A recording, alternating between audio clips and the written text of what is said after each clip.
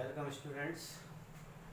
कल हमने आपको एक क्वेश्चन लास्ट में वीडियो में दिया हुआ था, find the HCF of 81 and 237।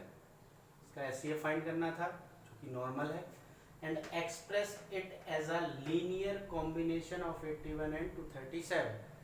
फिर यहाँ से क्वेश्चन अलग हो जाता है कि जो आप एचसीएफ फाइंड करोगे यूक्लिड डिवीजन लेमा से, उसको फिर एक्सप्रेस दर्शाना है एज रूप में किसके, लीनियर कॉम्बिनेशन, मतलब लीनियर इक्वेशन के रूप में।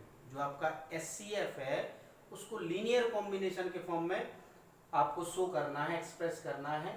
उस लीनियर इक्वेशन में ये दो नंबर्स होने चाहिए, क्योंकि ये नहीं दो का अपन ने एचसीएफ फाइंड किया है। ठीक है, तो सबसे पहले एचसीएफ फाइंड करते हैं। सिंस 237 कैसा है, ग्रेटर देन 81, अप्लाई किया Euclid division lemma, A is equal to B Q plus R. तो यहाँ ए क्या होगा, 237, डिवाइडेंड है, बड़ा है। ठीक है, फिर बी डिवाइजर क्या होगा, 81। अब इसका डिवाइड इसमें कितने टाइम्स, 2 टाइम्स। कितना रिमाइंडर है, 75। सिंस रिमाइंडर 75 है, जीरो नहीं है, तो since the remainder is not equal to zero, तो we again apply Euclid division lemma where 81। अब ये जो 81 है डिवाइजर, वो डिवाइडेंड बन गया, और ये जो रिमाइंडर था वो क्या बन गया, डिवाइजर बन गया। अब इसका डिवाइड इसमें 1 टाइम, कितना बचा, 6। फिर से वही बात, रिमाइंडर जीरो नहीं है, फिर से लिखेंगे since the remainder is not equal to zero, तो we again apply Euclid division lemma. ठीक है, तो ये 75 डिवाइजर से डिवाइडेंड बन गया, ये रिमाइंडर से डिवाइजर बन गया। 6 का डिवाइड इसमें कितने टाइम्स जाएगा, 75 में 12 टाइम्स, कितना बचेगा, 3। अब फिर से रिमाइंडर जीरो नहीं है, तो since the remainder is not equal to zero, so we again apply Euclid division lemma. अब 6 डिवाइजर से क्या बन जाएगा, डिवाइडेंड, और ये 3 आपका डिवाइजर बन जाएगा। 3 का डिवाइड 6 में कितने टाइम्स, 2 टाइम्स। क्लियर, तो कितना आ गया, 0। अब रिमाइंडर 0 आ गया, तो यहाँ लिखेंगे since the remainder is equal to 0, तो एचसीएफ क्या हुआ आपका, 3। डिवाइजर क्या है, जो डिवाइड कर रहा, जो फैक्टर है वही तो डिवाइड करेगा, वही डिवाइजर है, तो ये 3 है, वही आपका क्या है, एचसीएफ। तो कल हमने थ्योरम पढ़ी थी कि ए और बी कोई इंटीजर्स हैं। ठीक है, तो हर एक एवरी कॉमन फैक्टर या कॉमन डिवाइजर ऑफ ए और बी, ए और बी का जो कॉमन डिवाइजर होगा वो बी और आर का भी कॉमन डिवाइजर होगा। यहाँ देख लें आप, एचसीएफ फाइंड करना हमें इन दोनों का, तो यहाँ हमें कोई कॉमन डिवाइजर नहीं मिला, कॉमन फैक्टर नहीं मिला। एचसीएफ फाइंड करना, एचसीएफ फैक्टर ही तो होता, तो इनका कॉमन फैक्टर कोई नहीं मिला।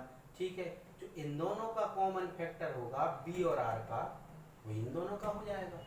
ठीक है, बी और आर का फाइंड कर लो, तो अब बी और आर का फाइंड किया तो यहाँ भी नहीं मिला। ठीक है, तो ठीक है, अब इन दोनों का फाइंड कर लो, क्योंकि जो इन दोनों का होगा बी और आर का, वो इन दोनों का होगा। क्लियर, अब इन दोनों का फाइंड किया तो भी नहीं मिला। ठीक है, तो अब इन दोनों का फाइंड कर लो, क्योंकि बी और आर का जो होगा वही ए और बी का होगा। ठीक, अब इन दोनों का जब हमने कॉमन फैक्टर देखा तो हमें मिल गया, क्योंकि रिमाइंडर क्या हो गया, 0। तो इन दोनों का कॉमन फैक्टर हमें क्या मिला, 3। इन दोनों का भी क्या है, देखो 3 और 0 का कॉमन फैक्टर 3, क्योंकि 0 में भी 3 का डिवाइड जाएगा, 3 में भी जाएगा, तो इन दोनों का 3 है ना, तो इन दोनों का भी 3 होगा, क्योंकि रूल है कि बी और आर का जो कॉमन फैक्टर वो ए और बी का भी होगा। तो 3 और 0 का क्या है, 3, तो 6 और 3 का भी 3। अब जब 6 और 3 का 3 है, 6 और 75 का भी 3। जब 6 और 75 का 3 है, तो 75 और 81 का 3, और जब 75 और 81 का 3 है, तो 81 और 237। ये थ्योरम इधर यूज होती है। क्लियर, तो ये हर एक नंबर पे अप्लाई होगी। अब क्वेश्चन है आगे कि आपको इस जो एचसीएफ आपका 3 आया है, इसको आपको लीनियर कॉम्बिनेशन, लीनियर इक्वेशन के फॉर्म में लिखना है एचसीएफ को। ठीक है, तो यहाँ हमने फ्रॉम इक्वेशन थर्ड, इसको हमने फर्स्ट बोला, इसको सेकंड, इसको थर्ड, तो हमने थर्ड इक्वेशन से हमारे पास 3 है, तो हमने यहाँ से 3 की वैल्यू निकाली, ठीक है। 3 क्या आएगा, ये 6 इंटू 12 उधर माइनस में चला जाएगा, ठीक है। तो देखो 3 इज इक्वल टू 75 के पास ये माइनस में चला गया 6 इंटू 12, क्लियर, ठीक। तो ये आपकी एक इक्वेशन आ गई, 3 इज इक्वल टू इधर से, तो ये SCF है ना, SCF is equal to something, तो एक इक्वेशन बनी, ठीक है।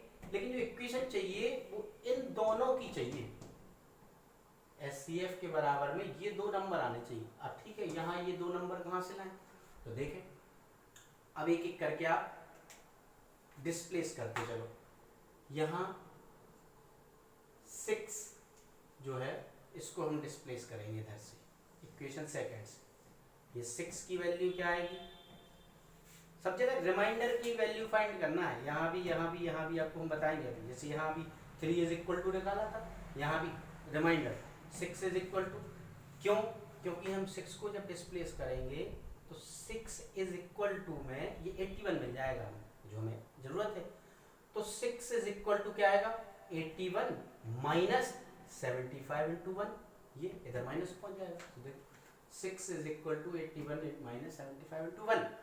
अब ये सब्स्टिट्यूट करेंगे, रखेंगे हम यहाँ 6 को डिस्प्लेस कर देंगे और इसकी जगह ये रख देंगे, ठीक है। यहाँ 6 की जगह ये रख दिया, देखो आप 3 इज इक्वल टू 75 माइनस 6 की जगह ये आ गया 85, ऊपर 6 के इंटू में क्या था 12, हो गया क्लियर। अब इसको सॉल्व करें, 75 माइनस 81 माइनस, अब ये माइनस माइनस क्या हो गया प्लस, 75 1 इंटू 12 है। अच्छा 75 इधर 1 टाइम है, और इधर कितने टाइम है 12 टाइम, 1 टाइम 12 टाइम, एक बार और 12 बार, सेम चीज वही चीज एक बार वही चीज 12 बार, तो टोटल कितने बार हो गए 13 टाइम्स। देख और फिर क्या बचा था माइनस का 80, क्लियर। चलो अब हमें क्या मिल गया 81 मिल गया, अब हमें क्या चाहिए 237, ठीक है।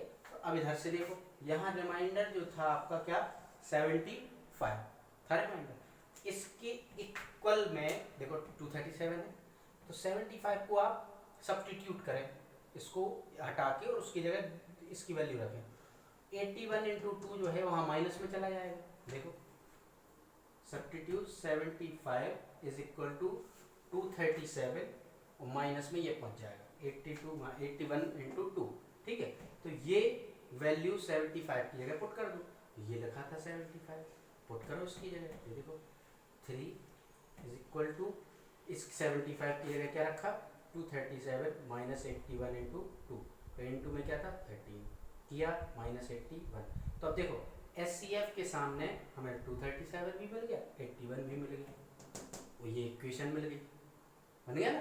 अब 3 इसको सॉल्व करें, 237 में 13 का मल्टीप्लाई और 81 इंटू 2 में भी 13 का मल्टीप्लाई, क्लियर। अब इधर देखें 81 कितने टाइम्स है 26 टाइम्स, 13 टू जा 26 टाइम 26 बार है 81, तो इधर 81 कितने टाइम्स है 1 टाइम, तो टोटल कितना हो गया 27 टाइम्स, ठीक है। तो क्या बचा 237 इंटू 13 माइनस 81 इंटू 27, क्योंकि 26 टाइम्स ये है और 1 टाइम ये है, तो टोटल 81 कितने टाइम्स हो गया 27 टाइम्स। अब आपको चूंकि ये SCF जो है इसकी इक्वेशन 237 और 81 के फॉर्म में चाहिए थी, तो इस 13 की जगह लिख दो x, तो 237x माइनस 81 27 की जगह लिख दो y, ये मिल गई आपको इक्वेशन। x की वैल्यू कितनी है 30 और y की वैल्यू कितनी है 27, क्लियर, समझ गया। जैसे ही मुझे 237 और 81 मिला है ना, तो इसको के अलावा जो नंबर है इसके साइड वाले नंबर को, इसका जो कोफिशिएंट है, इसका जो मल्टीपल है साइड में, उसकी जगह x, इसकी जगह y, ठीक। तो हो गई ये लीनियर इक्वेशन, क्लियर।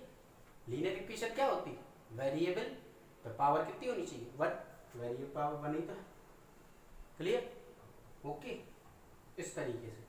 अच्छा दिमाग में ये रखना है रिमाइंडर्स की वैल्यू आए, ये आपका 3 SCF था, यहाँ 3 की वैल्यू निकाली तो ये वाला पोर्शन माइनस में पहुंच गया, क्लियर।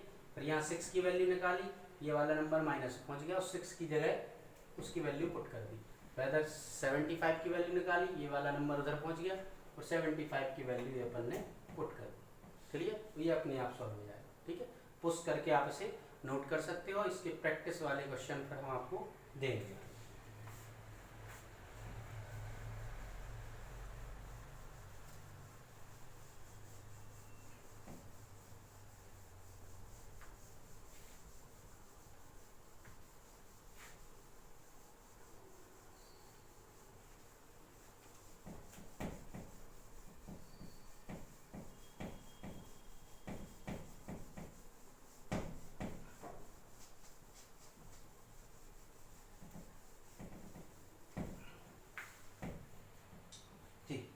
अब ये अपना फिनिश हुआ। इसके बाद आते हैं अपन नेक्स्ट एक्सरसाइज पे। अब ये है कि आपको किसी नंबर को प्राइम फैक्टर्स के प्रोडक्ट के फॉर्म में एक्सप्रेस करना है ना। क्वेश्चन है express the numbers as the product of primes. Clear? तो कोई भी नंबर ले लें अपन, 140 है जैसे पहला एग्जांपल, तो यहाँ बाय प्राइम फैक्टराइजेशन मेथड, मतलब प्राइम फैक्टर करने का तरीका है ना, प्राइम फैक्टराइजेशन मेथड। तो ये आपने इस तरीके से, अब चूंकि प्राइम फैक्टर करना है तो प्राइम नंबर्स का यूज करना है। प्राइम नंबर आपका सबसे स्मॉलेस्ट प्राइम नंबर कौन सा है? 2। ठीक है, तो 2 से डिवाइड करें, चूंकि फैक्टर कर रहे हैं तो उस फैक्टर तो डिवाइड ही करता है नंबर को। 70 टाइम्स 2 आपका 35 टाइम्स, फिर 2 का डिवाइड नहीं आएगा इसमें। तो नेक्स्ट प्राइम नंबर क्या है? 3, उसका भी डिवाइड नहीं आएगा इसमें। अगला क्या है? 5, 7 और ये 7, 1। क्लियर? तो ये 140 के प्राइम फैक्टर्स क्या आ गए? 2 into 2 into 5 into 7। Clear? Clear? अब इसको आप पावर बाय 2 कितने टाइम्स है? 2 times, 2 to the power 2, 5 into 7 इस तरीके से कर दो। अच्छा, इसका दूसरा मेथड भी होता है ट्री डायग्राम। तो ट्री डायग्राम में भी अपन लिख सकते हैं, सेम मेथड अप्लाई करना है। 140 है, इसमें हमने 2 का डिवाइड किया तो कितना मिलेगा हमें? 70। फिर 70 और फिर से हमने 2 का डिवाइड किया, कितना मिला? 35। 35 में हमने 5 का डिवाइड किया, कितना मिला? 7। ठीक है, तो ये आपके prime factor 2 into 2 into 5 into 7, या बाय ट्री डायग्राम भी शो कर सकते हो। बड़ा इजी है। तो यहाँ प्राइम नंबर्स पर हमने आपको बताया था कि 1 to 100 आपको प्राइम नंबर्स दिमाग में रखने हैं, क्योंकि वो 1 से 100 तक प्राइम नंबर प्राइम फैक्टराइजेशन में यूज होते हैं। क्लियर? तो दिमाग में रखना है। तो आप ये सारे कर सकते हो। अब नेक्स्ट है एलसीएम और एचसीएफ फाइंड करना है, वही प्राइम फैक्टराइजेशन मेथड से। ठीक है,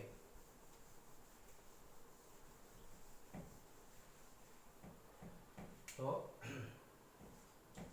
एलसीएम एंड एचसीएफ, इसमें आपको एक ही चीज याद रखनी है एलसीएम एचसीएफ फाइंड करते समय, कि फैक्टर्स का यूज कैसे करते हैं एलसीएम एचसीएफ को फाइंड करने में। क्लियर? तो अभी एक एग्जांपल लेते हैं हम।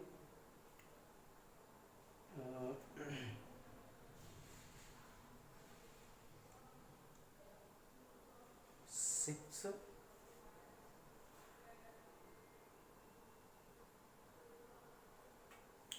672 120 कुछ भी ले सकते हैं। 672 एंड 120। क्लियर? तो ये प्राइम फैक्टर करें इसके, 2 3 जा 6, 3 1 जा 3। इसके प्राइम फैक्टर 2 से 36 टाइम्स, 2 से 18 टाइम्स, 2 से 9 टाइम्स, 3 से 3 टाइम्स और 3 से 1 टाइम। फिर इसके प्राइम फैक्टर करें 60 times, 30 times, 15 times, 5 times, 1 time. Clear? तो ये 6 के प्राइम फैक्टर क्या हुए 2 इंटू 3।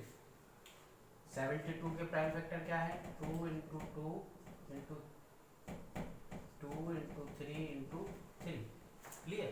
इसके बाद 120 के क्या है 2 into 2 into 2 into 3 into 5।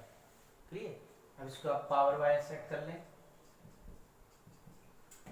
2 to the power 1 3 to the power 1। यहाँ 2 कितने टाइम्स है 3 टाइम्स 2 टू द पावर 3 और 3 टू द पावर 2। फिर 2 to the power 3 3 to the power 1 5 to the power 1। मतलब जो जितने टाइम्स मल्टीप्लाई में हो उसको उतने की पावर हम लगा देंगे। ठीक। अब HCF और LCM फाइंड करने के लिए HCF में आपको कॉमन फैक्टर लेना है और उसकी स्मॉलेस्ट पावर लेना है। क्या करना है कॉमन फैक्टर लेना है और स्मॉलेस्ट पावर लेना है। कॉमन फैक्टर क्या है तीनों में 2 2 2 तीनों में 2 है 2 लिया। स्मॉलेस्ट पावर क्या है 1 3 3 तो क्या है 1। फिर नेक्स्ट 3 3 3 तीनों में है तो कॉमन फैक्टर है तीनों में। और स्मॉलेस्ट पावर क्या है 2 भी है 1 भी है लेकिन हमें स्मॉलेस्ट लेना 1। और ये आपने सॉल्व किया कितना है 6। तो HCF कितना मिल गया हमें 6। अच्छा LCM में क्या लिख करना है every factor with highest power. Every factor with highest हर एक फैक्टर को लेना है जितने भी फैक्टर दिख रहे हैं आपको सारे फैक्टर लेना है विथ हाईएस्ट पावर। तो यहाँ फैक्टर कौन कौन से है अपने पास 2 है 3 है और 5 2 3 5 है तो हमने 2 भी लिया 3 भी लिया और 5 भी लिया। क्लियर 2 3 5 तीनों लिए। अब हमें हाईएस्ट पावर लेना तो 2 की हाईएस्ट पावर क्या है 3 3 की हाईएस्ट पावर क्या है 2 और 5 की हाईएस्ट पावर 5 से 1 मल्टीप्लाई कर दो 2 2 जा 4 2 जा 8 3 3 जा 9 5 1 जा 5 8 5 जा 40 इंटू 9 कितना आ गया 360। क्लियर। तो इस तरीके से by prime factorisation method we can find the LCM and HCF of every numbers each and every numbers. ठीक है। अब याद कैसे रखेंगे तो HCF में H हाईएस्ट होता है लेकिन पावर हमें लीस्ट लेना है कम। LCM में लीस्ट होता है लेकिन पावर हमें हाईएस्ट लेना है। ऐसे याद रहेगा है ना। HCF में H मतलब हाईएस्ट लेकिन पावर लीस्ट लेना अपोजिट जस्ट। और LCM में L मतलब लीस्ट लेकिन पावर हमें हाईएस्ट लेना है। ठीक है। अब इसके बाद एक चीज दिमाग में रखना है यहाँ केवल आपको कॉमन फैक्टर्स यूज करना है। कौन से कॉमन फैक्टर जो फैक्टर सब में हो जैसे 2 और 3 लिया तो हमने देखो 2 तीनों में है 3 तीनों में है और यहाँ जो है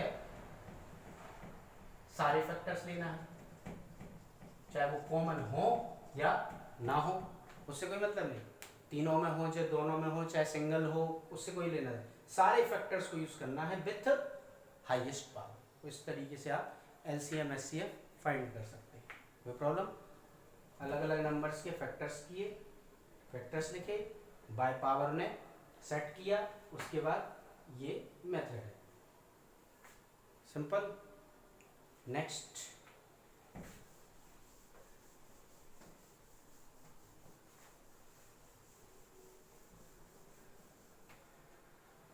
नेक्स्ट है एक रिलेशन होता है HCF into LCM is equal to first number into second number.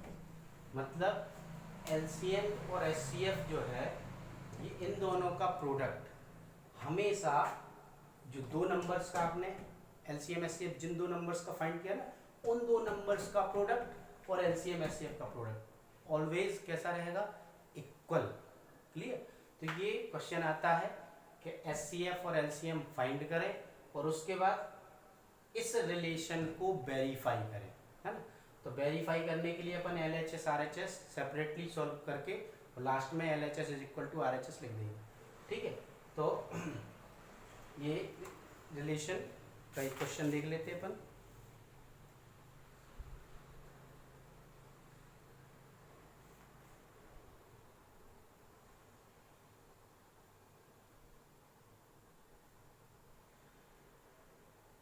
Twenty six और 91, तो वही बाय प्राइम फैक्टराइजेशन मेथड 26 और 91 क्लियर।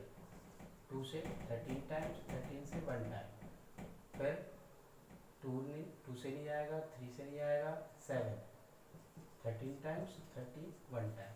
26 के फैक्टर क्या होगा 2 इंटू 30 और 91 के फैक्टर क्या होगा 7 इंटू 30। पावर की बात करें तो वो 1 ही रहेगा, क्लियर।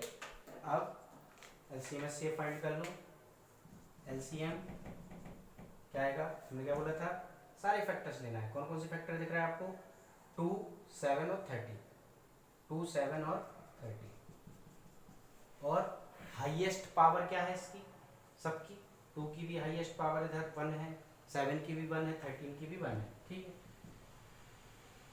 कितना आ गया 182, ठीक है ना।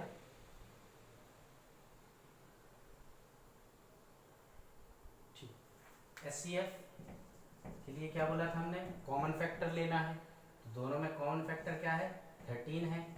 पावर क्या कैसे लेना, लीस्ट, तो वो लीस्ट भी 1 ही है, तो HCF आपका 13 है, ठीक। अब रिलेशनशिप वेरीफाई करेंगे ये वाला, ये LCM HCF का प्रोडक्ट और फर्स्ट नंबर सेकंड नंबर का प्रोडक्ट इक्वल है या नहीं, ठीक है। तो अब हम LHS सेपरेट लिख लेंगे, HCF इंटू LCM और RHS सेपरेट लिख लेंगे, ठीक है। जो कि क्या है first number into second number.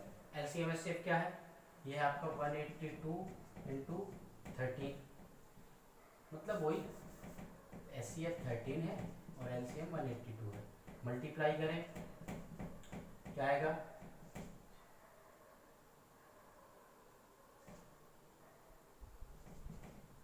2366। इधर फर्स्ट नंबर सेकंड नंबर क्या है 91 इंटू 26, मल्टीप्लाई करें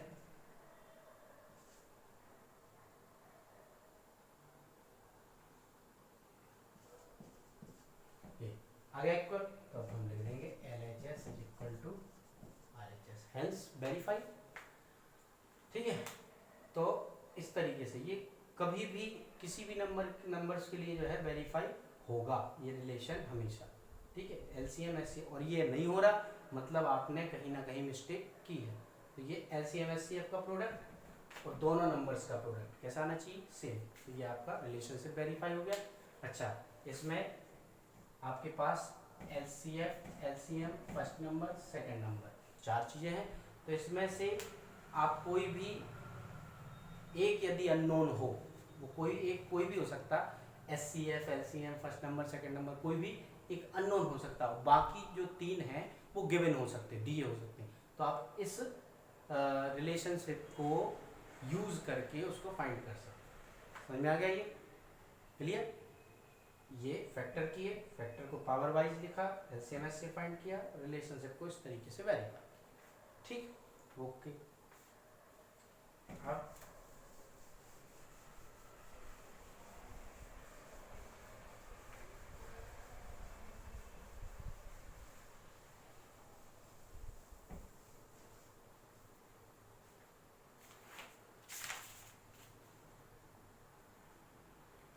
नेक्स्ट क्वेश्चन है वही सेम रिलेशनशिप को वेरीफाई करें LCM से फाइंड करके, थर्ड भी वही है, ठीक है। फोर्थ वाले में देखो, अच्छा ये आ गया वो HCF इन दोनों नंबर्स का 9 है और आपको LCM फाइंड करना है। तो देखो यहाँ फिर से वही LCM फाइंड करना है आपको, तो इस तरीके से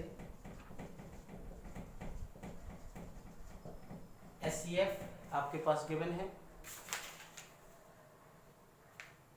9, एलसीएम आपको फाइंड करना है। फर्स्ट नंबर आपके पास 306 और 657, तो इस तरीके से ये रिलेशन वेरीफाई तो होता ही है, तो यूज़ कर लेना। तो एलसीएम इज इक्वल टू क्या आ जाएगा, अपॉन 9, 9 इधर पहुँच जाए, तो एलसीएम ये आप सॉल्व करके जो भी आएगा वो एलसीएम। तो इस रिलेशनशिप को यूज़ करके आप इन चारों में से कोई भी एक फाइंड कर सकते हो, ठीक है। नेक्स्ट क्वेश्चन है फिफ्थ वाला, check whether 6 to the power n can end with the digit 0 for any natural number n। मतलब आपको चेक करना है कि ये 6 to the power n जो है वो एंड हो सकता है विद द डिजिट 0, है ना। तो 6 to the power n, अच्छा, एंड विद द डिजिट 0 का मतलब है कि इस पे कोई भी नेचुरल नंबर है उसकी पावर है, उसका जब हम मल्टीप्लाई करेंगे जो आंसर आएगा उसका एंड 0 से होना चाहिए, है ना। For example 3 to the power 4 है, क्लियर। तो इसका 3 into 3 into 3 into 3 किया, क्लियर, कितना है 81,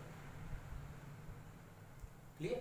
तो 81 इस ये जो नंबर था 3 to the power 4, इसका एंड जो है किससे हुआ, 1 से।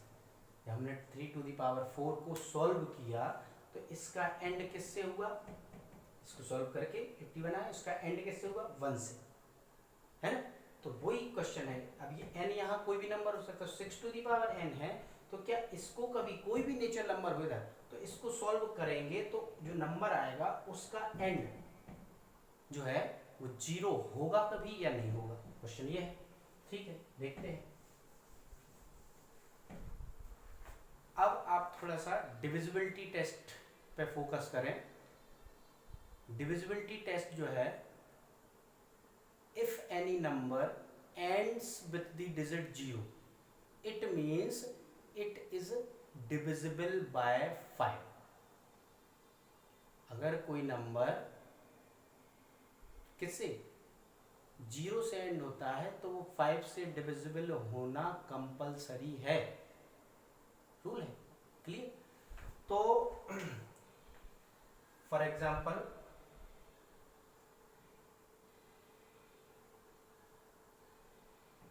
10 to the power 3 है, तो इसका 1000 आएगा।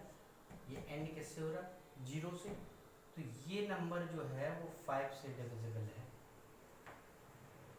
कि नहीं, 5 से डिविजिबल है।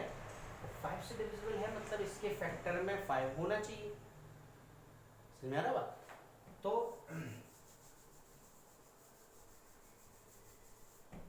बात करते हैं, नंबर है आपका 6, जो बेस है ये एक्सपोनेंशियल नंबर है। 6 to the power n, power वाले नंबर को एक्सपोनेंशियल नंबर बोलते हैं। तो एक्सपोनेंशियल नंबर में ये आपकी एक्सपोनेंट है और ये 6 आपका क्या है, बेस है। तो for any integer to end with the digit 0, तो the factor of its base must contain 5 as its prime factor. मतलब इसके बेस में 5 एज अ प्राइम फैक्टर होना जरूरी है। तो अपन 6 के फैक्टर करें, क्या आएगा, 2 into 3। तो 6 के फैक्टर जो बेस था इस नंबर का, इसके अपन ने फैक्टर किया, कितना है, 2 into 3। तो इसका मतलब है इस पे पावर कितने की भी हो, 2 3 4 5 6 7, इसको सॉल्व करने पे ये कभी 0 से एंड नहीं होगा। क्यों, क्योंकि 0 से एंड होने के लिए जो ये बेस है इसके फैक्टर में 5 होना कंपलसरी है, clear. To end with the digit 0 the factor of its base must contain 5 as the prime factor. Prime factor के रूप में 5 होना कंपलसरी है, क्लियर, बात समझ में आ गई, ठीक है। एग्जाम्पल भी है तो उसमें आप सिस्टम दिया गया है कैसे आपको लिखना है, वो आप लिख सकते हो। बाकी समझ में आ गया। आपको कभी भी ये ऐसा क्वेश्चन है, आपको फोकस करना है बेस पे। ये जो बेस रहेगा इसका जब फैक्टर करेंगे तो उसमें 5 होना चाहिए। यदि 5 है तो उसका एंड 0 से होगा, अदरवाइज नहीं होगा। क्लियर हो रही बात? क्लियर हो रही ना बात? ठीक।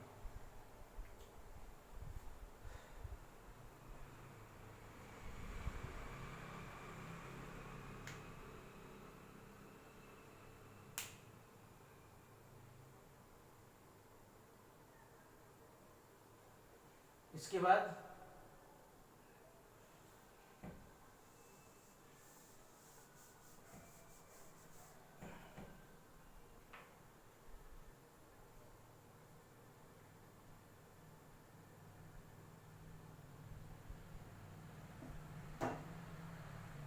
नेक्स्ट क्वेश्चन है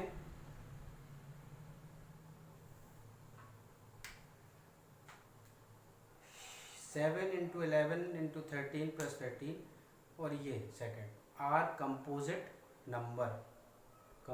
नंबर्स।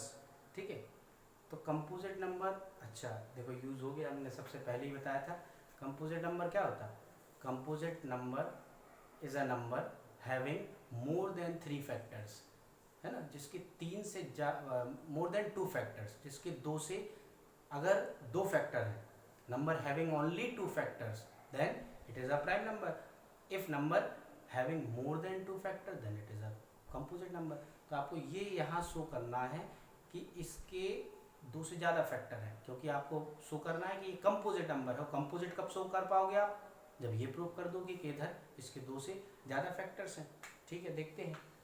तो 7 × 11 × 13 + 13।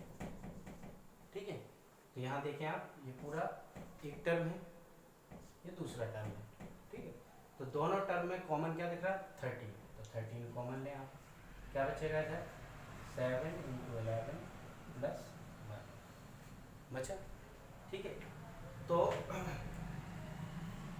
इसको यहीं पे भी छोड़ सकते हैं और चाहो तो और आगे भी कर सकते हैं। क्लियर?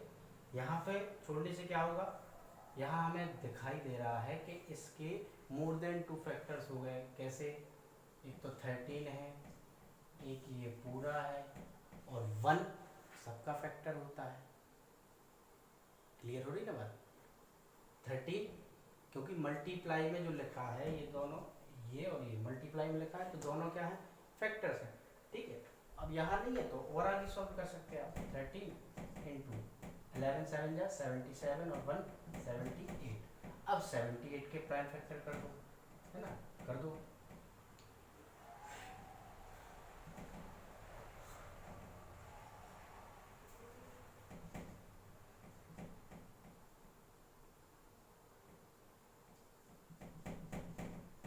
ये हो गया 78। मतलब इस तरीके से आप अलग से प्राइम फैक्टर कर लो। इसमें 2 से कितने टाइम्स? 39, और 3 से 13 टाइम्स, 13 से 1 टाइम। ठीक है, 70। तो यहाँ हमें क्या मिला? तो देखो 1 2 3 4 कितने फैक्टर्स मिल गए? 4 फैक्टर्स। सॉरी 13 2 टाइम्स है, 13 2 और 3 कितने फैक्टर्स मिल गए? 3, और 1 तो सबका फैक्टर होता है। तो since this number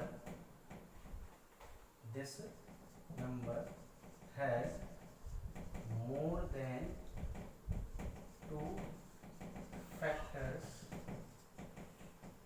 so it is a composite number. Clear हो गई बात? दोनों में से 30 कॉमन लिया, ये जो ब्रैकेट बचा सॉल्व किया, 78 को फैक्टराइज किया, ये आपको फैक्टर्स 1 2 3 13 कॉमन है, तो इसलिए 1 2 3, और 1 तो सबका ही होता है, तो 4 फैक्टर्स हो गए इसके। तो मोर देन 2 फैक्टर होगा then it is composite. Next question में भी ऐसे ही है, 5 को कॉमन ले लेंगे और अंदर जो बचेगा उसको सॉल्व करके उसके भी फैक्टर कर देंगे। ठीक है, ये मोर देन 2 फैक्टर्स हो गए, then it is a composite number.